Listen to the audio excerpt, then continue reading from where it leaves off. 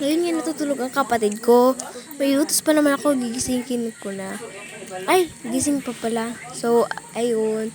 Sinabihan ko siya na i-arrange yung mga gamit dito sa higaan para makatulog na kami. So, inumpisahan na namin yung paglilinis. Kaso, may natutulog yung isa dito. Natutulog yung isa dito. Nakakainis. Tagal pa naman itong gigising ko. Gigisingin ko na lang. Huy, huy. Ay, buti gumising isa.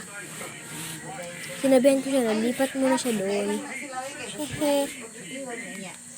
Maingay kasi itong TV namin tsaka sila nanay. So, maglilinis na daw siya.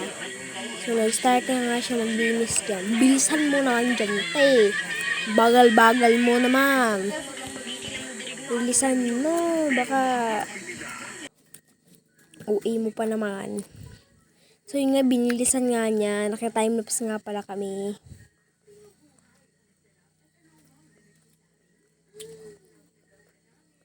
Yung isa dun.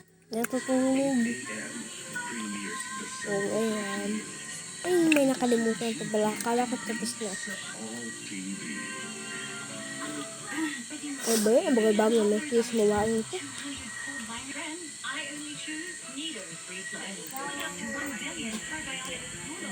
Ayun ko yun.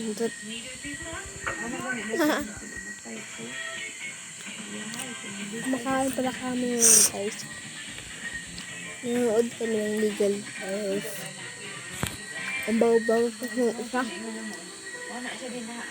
Grabe. Ang bago.